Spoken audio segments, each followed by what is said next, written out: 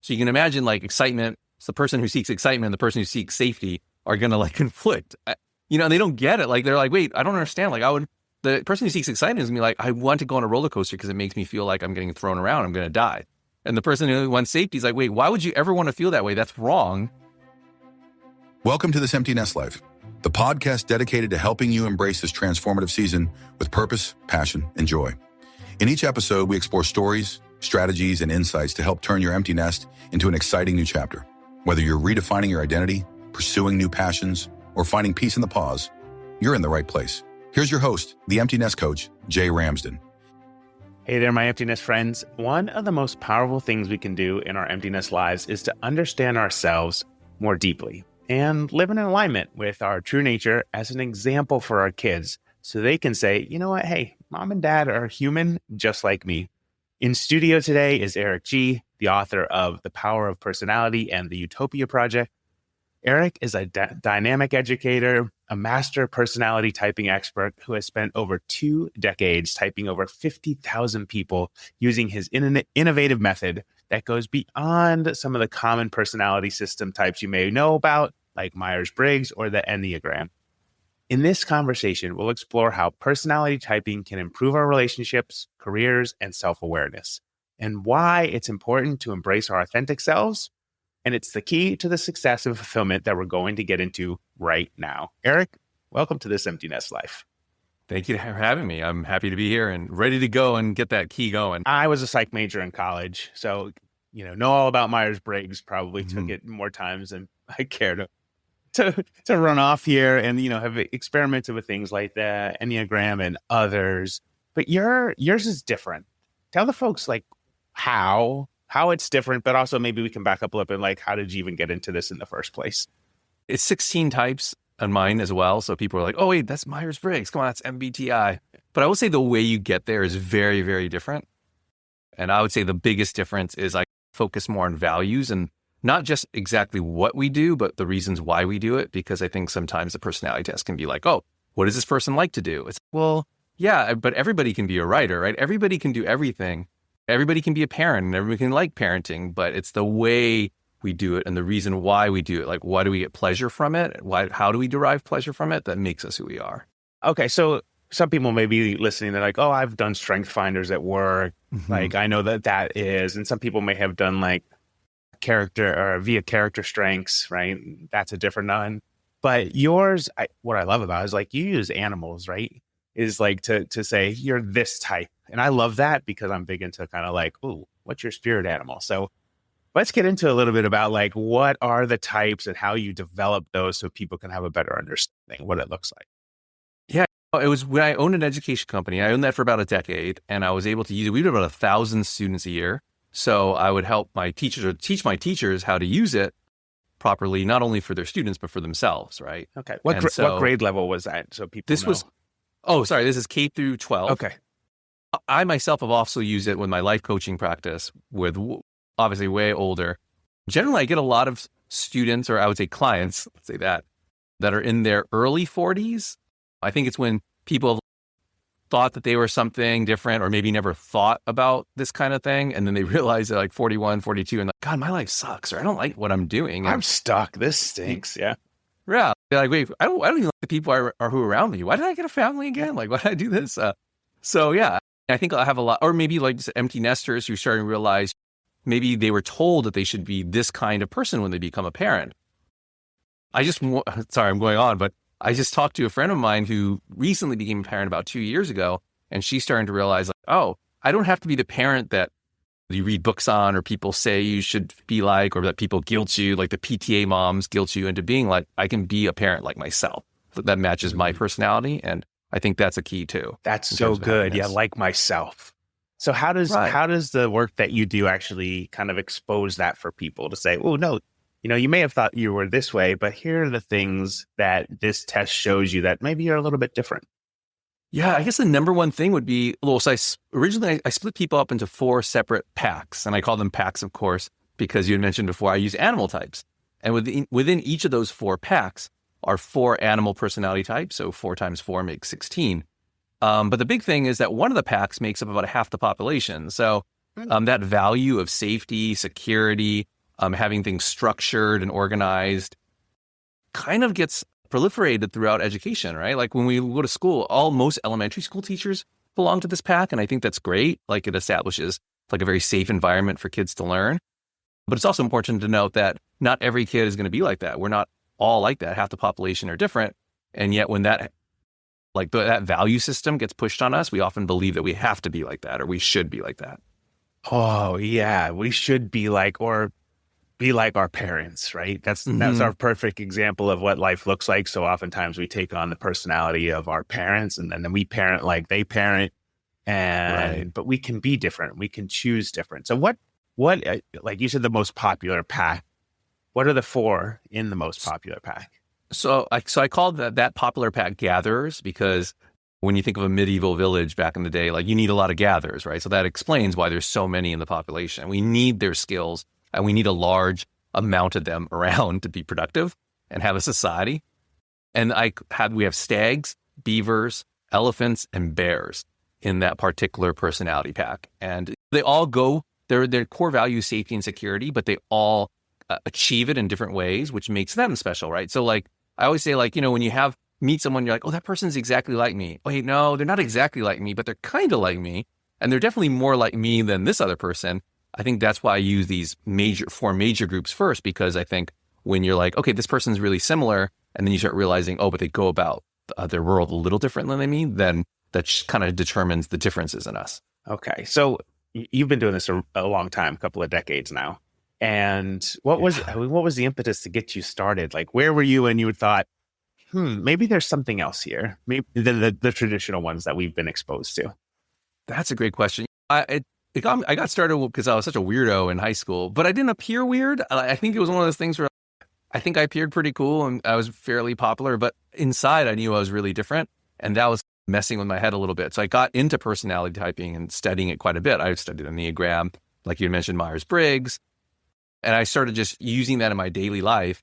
But it wasn't until I started my education company where I started realizing, 1, this can be used like in a much more applicable way. And 2, like there are problems with the established methodologies. And that's when I started, I don't want to say testing it on my students, but essentially kind of like, I guess, testing on my students and started realizing, oh, I don't really believe in extroversion, introversion, because it doesn't totally make sense. Because one of the arguments people make is, I'm extroverted in this situation, I'm introverted in this situation. And so I'm like, yeah, that makes sense. So I had to find an explanation for that. And that's where I got into the value system. Okay.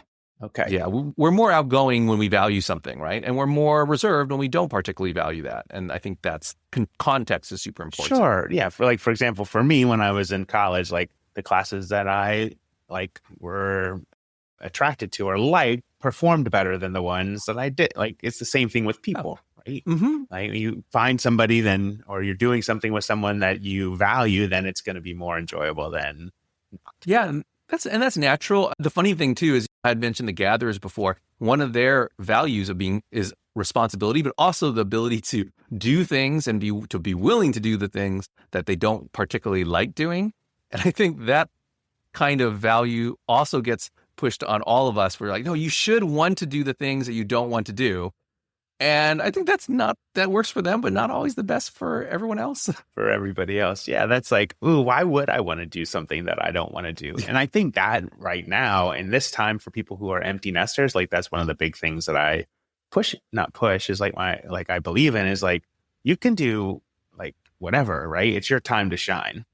As an empty nester, you've raised the kids, they're off navigating life and trying to figure stuff out. Well, maybe you should try and figure stuff out now. So how do your personality tests help people figure stuff out? So first off, it kind of like, I guess, gives you a kind of anchor. It's different, right? Because some people, if they haven't figured themselves out, it's like an awakening, right? Where they're like, oh my God, like, yeah, like all these things I've been told that I wanted, and then I believe that I wanted, and I just ingrained in my head, I didn't really run in the first place. So that's nice. But then there are those people who are just really open to finding things out themselves. Like you mentioned, empty nesters, generally they're a little bit more open because like, okay, I don't have to be the parent anymore, the good parent. I can have my own enjoyment in this lifetime.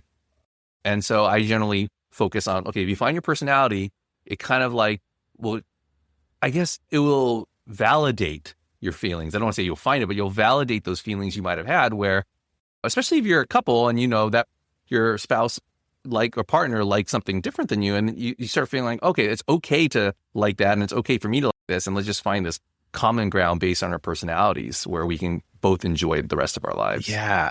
How I would imagine too that it might also help inform maybe common misunderstandings between people and partners too. Oh yeah, 100%. Like I think one of those things, communication is super important, right? And I think, especially you find it a lot with, like, this is not a partner example, but this is like a teacher-student example. Oftentimes I'd mention teachers or gatherers, or this is a parent. Let's say parent-child. If your parent is a gatherer and they tell like another version or another pack of mine are called hunters, and they make about a third of the population, they seek excitement. So you can imagine like excitement, so the person who seeks excitement and the person who seeks safety are going to like conflict. And they don't get it. Like they're like, wait, I don't understand. Like the person who seeks excitement is going to be like, I want to go on a roller coaster because it makes me feel like I'm getting thrown around. I'm going to die. And the person who wants safety is like, wait, why would you ever want to feel that way? That's wrong.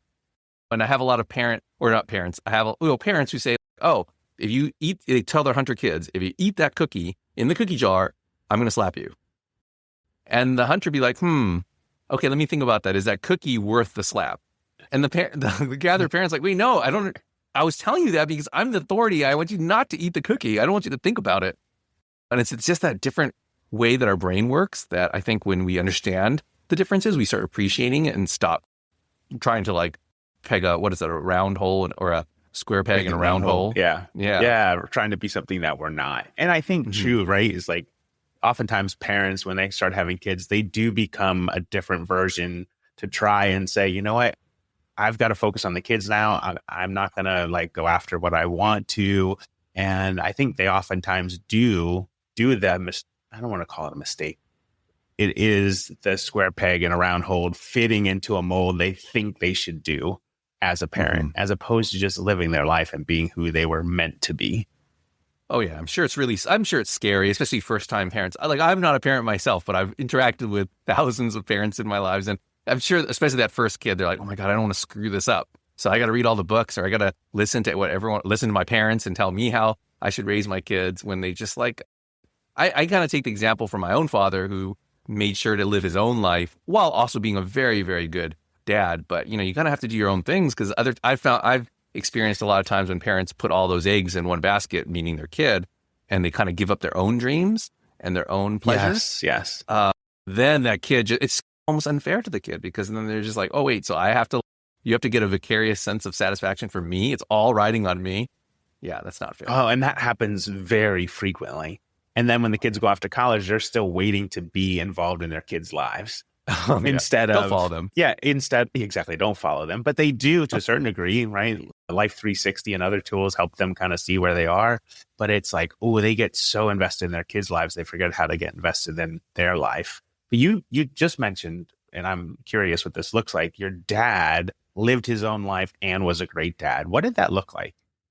Well, as a really young kid, I didn't realize that, right? And then I started realizing, God, I'm at grandmother's quite a bit. I'm at my grandma's quite a lot during the weekends. And then as an adult, I'm like, I know what my parents were doing. They were having fun, which is okay. Like it's one of those things where as a kid, I never felt like, oh, like my parents are neglecting me. I'm sure there's a certain balance, right, with everyone. You don't want to just like totally just throw your kids away and never interact with them. But I do think maybe especially with this generation, there's been overcompensation now where they've, oh no, we were born as latchkey kids. So now we're going to be like hovering and be the helicopter parent.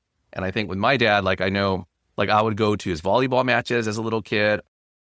Sometimes he wasn't there during the weekends where I'm with my grandparents. I know that he and my mom are having fun, which I think is perfectly fine because I do not feel neglected now as an adult. And I definitely didn't feel neglected back then as a kid. I felt like I had freedom to do whatever I wanted. Okay. So for the people who are listening, and maybe they're going to stop listening in a minute because they're like, oh, I don't believe this personality type stuff. What's one of the biggest misconceptions about it that you encounter? And then maybe what's the truth behind it? I think the biggest misconception is that we're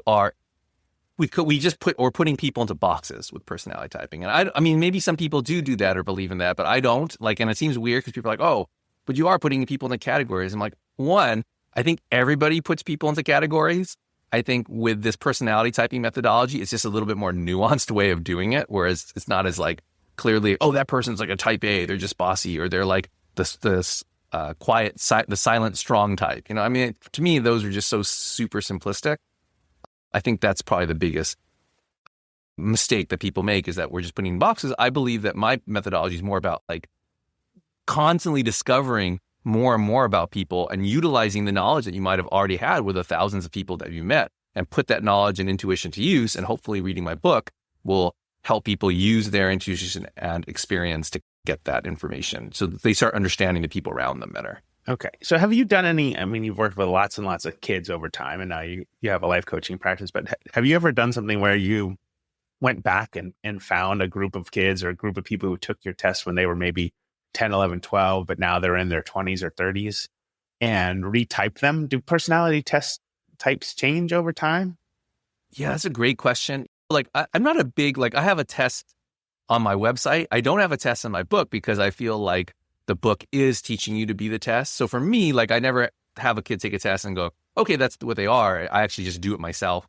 So if I reanalyze someone, I'm constantly doing it based on new information. So I'm always like, yeah, like, figure if someone changes in your mind, then it's fine, right? But I don't believe that personality types change over time. If your personality type's changing, that means that either one, you are actually truly discovering who you are, or worse, you're becoming something that you're not based on societal pressure or outward external pressure. Okay. And that happens a lot, right? Because so often as humans, we look towards external validation and we try to fit the mold of what we think we should be or how we should act. Or I know when I was applying to schools, my dad was very much like, you should apply here, here, and here. And I was like, have you seen my grades and my SAT scores? Like, those are way out of bounds for what my skill set is in terms of the academic arena. But yeah, but then being like, oh, I don't fit a mold, right? And then having some thoughts and feelings around not fitting a certain mold or trying to be a certain way, as opposed to being like, no, I'm going to live and be who I am, right? And people are going to accept me one way or another. And that's a difficult thing, right? That's probably the hardest thing, is like having confidence in who you are. Like, there's certain, like, once again, the gatherer types don't necessarily do that because life has been kind of like set up for them to succeed because their value system is the one that's being pushed on everyone. So generally throughout life, they're like, oh, this is great. What I want is what everyone else wants and what I should want. The only problem is then they don't self-reflect, and then they get to be 40 and then the midlife crisis hits and they're like, oh my God, like, this is totally different. Where other types, there's one pack that is not that many people. It's about 8% of the population. They value self-knowledge. So they're constantly, that's the value system. They're constantly looking for that and trying to figure out who they are. Problem is that they're constantly questioning themselves, right? Throughout their whole childhood, they're like, oh my God, am I doing the right thing? I don't know if I'm doing the right thing. So they don't actually have a midlife crisis. I always like to joke, their whole life is a midlife crisis. Right. They're constantly looking and being like, oh, is this me? Is this not me? Am I doing the right thing? Am I doing the wrong thing? Yeah. They're constantly looking inward. Have you ever kind of looked at, this might be helpful for people, like looked at a celebrity and been like, oh, they're, a beaver or they're a stag? Or have you ever done something like that just to give people an example of what? Oh, yeah. I do that all the time. Well, fictional characters. So I'll use that with my students while I'll have them type fictional characters. I always say, use 2 fictional characters first because it's safer. Sure. Because it's laid out for you. But then start doing it like with real people in your lives. And celebrities, of course, I guess I like fictional characters because we don't truly know about them. We just know what's been presented. Sure. But yeah, and especially with relationships, it's fun because you're like, oh, this person's this type, this person's this type. And you can see the way that they get along really well and the way they don't get along really well based on the 2 personality types. Okay. So fictional character, give me an example. Like I have a Game of Thrones test on my website. I don't know. Oh, yeah. I watched Game of Thrones. Yeah. Oh, do you love? Okay, well, Game of Thrones is great because it's got a whole universe of characters.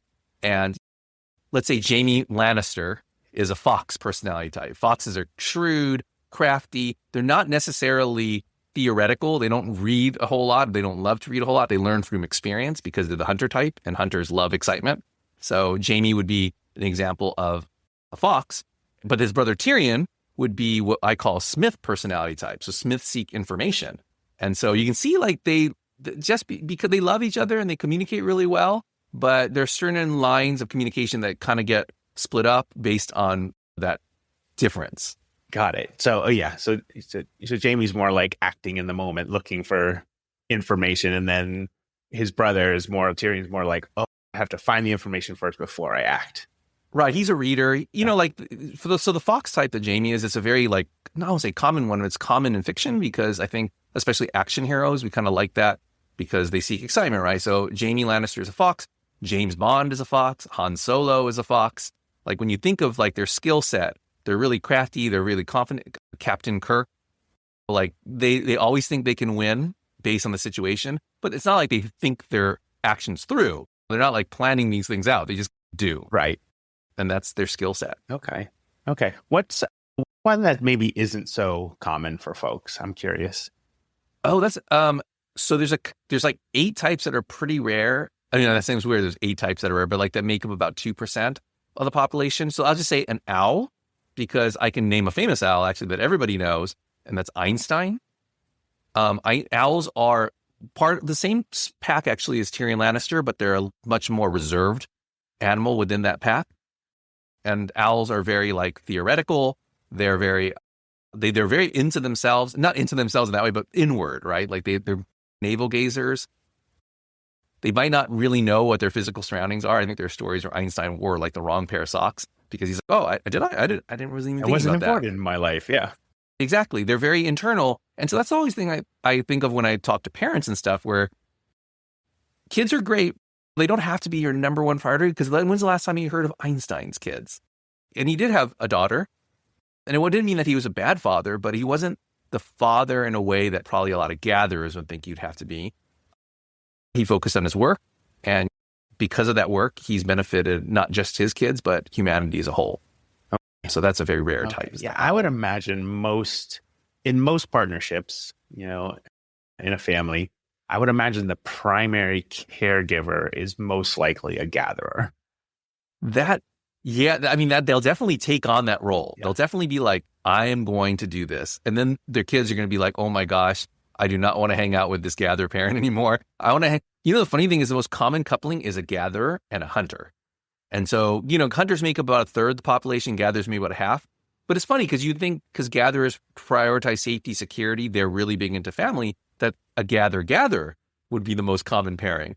But no, it's gatherer-hunter because I think deep down inside, we all realize that we want something a little different than us, not totally different, but someone who's going to bring a lot of something that we can't bring to the relationship, right? Right. That makes sense, though, because it's kind of almost to a certain degree baked into our DNA, right? Where a lot of people are hunters and a lot of people are gatherers because that's how we survived. Oh, right? yeah, 100%. When we had to actually hunt and gather, right? Where there had to be people who were hunters and people who were gatherers in order for us to actually live on this planet. Oh, yeah, you got that. And that's why I have it. And I only say 1/3 of hunters, even though we do need a lot of hunters, because since hunting is dangerous, hunters die. So, and it makes sense. Like the hunters in our actual society are still doing very dangerous things. My sister's a hunter, and the very first job that she got out of college was working on an Alaskan deep sea fishing boat, which is actually pretty dangerous. Like Deadliest Catch. Yes, like deadly. Now, she wasn't obviously one of the fishermen because she just didn't have the physical strength, but she was on the boat. She was like catching or observing what they caught and like resource management. But still, like if she's out there when it's a total storm, that's pretty dangerous. Yeah, absolutely. Okay. So my brain just went totally in a different direction now. I was like, oh, wow, she was on a Deadliest Catch boat. Like that's. Oh, it was. Yeah. It was, and then funny, all those guys, she's like, oh, yeah, a couple of them were ex-convicts, or one was like, he was indicted and then he just left because he escaped. And like, oh God, you're filled with hunters on that boat. Everybody's a hunter. So many people are a hunter on that boat. Oh yeah. It's about 100%. 100%. What type are you? I'm a shaman, which I haven't, that was the type that mentioned they don't have a midlife crisis because their whole life is a midlife crisis. So we seek self-knowledge, not only for ourselves, but we seek to give it to others, which makes sense being a life coach and writing a book on helping people figure it out. Exactly. Makes sense. Yeah. So I would be, and specifically in the shaman side, I'm a baboon, which not a very flattering animal. I think when people complain about how they get an unflattering animal, I'm always like, hey man, my own animal is not super flattering. So do not complain about getting the beaver. Okay. Yeah. There you go. Yeah, well, I mean, I was born in the year of the monkey, so I get that all the time. It's like, I'm a year of the monkey as well. There you go. Yeah. So it's like, I lean into that, a little bit of the mischievous part of the monkey. For sure. Oh, that probably tells a lot about your personality type, actually. Okay. You'll notice that there's 2 primates in the personality out of the 16, and they're both fairly mischievous. Fairly mischievous people. Subversive is how I would describe them. Oh, okay. Tell me more about that. Subversive how? Stay with us. We'll be right back. Hey, my emptiness friend, if you're into this episode and you want even more, you might want to consider becoming a This Emptiness Life VIP for just $5 a month. You know, that good old cup of coffee. You get access to exclusive extra content, bonus episodes, shout outs, and even meet and greets over Zoom. When you're ready, head over to podcast.thisemptinesslife.com and click on subscribe. It's a super chill way to support the show and connect with us a bit more. Okay, thanks for tuning in. Now back to the show. Well, so Tyrion Lannister would be a chimpanzee. So I mentioned I'm a baboon. The other type would be a chimpanzee type. And chimpanzees and baboons, they're actually different packs. One is a smith, one is a shaman. So they value different things, but how it comes off is very subversive. Like they don't particularly believe in any kind of authority per se. They're always poking at things that kind of discover more. Like a chimpanzee will poke at authority to figure out more information because they're a smith and they value information. Other forms of chimpanzees, Tyrion Lannister, Sherlock Holmes. Have anyone seen the show House? Mm-hmm. House is a chimpanzee. There are actually quite a lot of them actually in fiction. There's a lot in fiction by compared to their percentages in the actual population. Oh, Iron Man, Tony Stark is a chimpanzee. Constantly poking, Elon Musk is a chimpanzee. So they're some, once I mentioned again, subversive, mischievous. They kind of don't really have structure as something that's particularly important to them. Okay. And have you personality typed your parents? I have. That's probably the number one thing that we should all do, just so that we know how do they mess me up. You know, like because oftentimes parents will have a certain personality type and they try to push it on others. My father actually was a chimpanzee. That's how I know that type very well. And they're once again subversive. My mother was a stag, which is like the principal type out of the gatherers. I mean, by principal, I mean she was literally a school principal. And that's kind of how they act in terms of authority. So you can imagine the conflict between someone who does not respect authority and is subversive versus someone who loves authority and status, and that's what they value. So I saw a lot of that conflict growing up as a kid. Okay. If people wanted to learn more about like work, is that through the Utopia project? Is it different? No, that's you can. It's weird because I got two websites. utopiaproject.com is where you can take the test, and there are a lot of articles on that website. And then my other site is projectutopia.com, and that's where you can learn about the life coaching and things like that. But you can learn about the personality types on both sites. And people are like, why do you have two sites? It's like, well, I started one, and one I had to use just to have a test on it. But the other one is a little bit more of like a storefront site. A storefront site. Okay, so the Utopia site is the one that has the free test. Yes, that's correct. And that's something that they can all take. And I always recommend if you like the information that you're getting and you like it, then please buy the book because that'll give you more nuance and a lot more complexity than the descriptions you'll see on the test. How long does it take to take the test? It's 2 or 3 minutes. 2 or 3 minutes. Most. Yeah, the way we designed it was something very quick. So once again, though, hopefully it'll trick people because it's not one of those cookie cutter tests where it's like either this or this. Because I think tests, you get into a rhythm like, for sure. Yeah, like I think I know where this is going. Yeah. So ours is very, very different. So hopefully, I won't say trick people, but hopefully it gets people to not really think about what the methodology is. And but once again, if you read your description and it's not accurate, then I welcome you to take the test again, or maybe look at some of the other animal descriptions and see. And are all of the animal descriptions on that site? Yes, there are. And it's a smaller version of what's in the book, but yeah, they're all there. So yeah, I'm sure the book goes into more detail in terms of all the different things that people may want to know about, and that was the power of personality. Correct? Yeah, and it's not. Even though sometimes I speak in the most wonky way, but the book is a lot of more like stories and a lot of fictional references to Marvel, just so that people can kind of go, "Oh, this is fun," and because personality typing should be fun. It's about the people in our lives. I don't believe in making that some kind of like ivory tower intellectual pursuit. Got it. I'm just super curious. What's one thing that you've learned about yourself through doing this work? Oh, that's a good question. I would say that we're constantly growing. and that our perception of, especially myself, is constantly, I don't say constantly changing, but can change, because I used to think I was another personality type when I was like 19 or 20. So, but that was basically because the external world was affecting me so much that it was making me act a certain way that probably was different than how I should be. And then I looked back and saw like video footage when I was 5 or 6. I'm like, oh no, that's me right there. You as you are now, not as you were Yeah. trying to be. Yeah, as a 5 or 6 year old, when you're on home video, just with your parents filming you, you're going to be close to what you truly are. At least a very young version of that. You're going to be close to who you are. And I was super obnoxious. I'm like, oh yeah, that's probably similar to how I am now. Okay, that makes sense. I just love what we're talking about, because it just brings to light like, this really is an opportune time for people to investigate themselves, right? They've raised their kids, the kids are off doing things, and it's just such a powerful thing, I think, for folks to say, who do I want to be now? Right? Do I want to be who I've always been, or do I want to find out who I really am? Yeah, it's never too late to really discover that. And for all those hunters out there who are like, yes, finally my kids are gone. Let's go travel the world, because that's exactly probably what they're going to do. And you want to do it now before you get too old where you can't. Travel becomes a little harder. But then there are going to be those Smiths out there who's like, you know what I'd really like to do? I'd like to start distilling liquor. I'd like to build a still, and like they might be into that.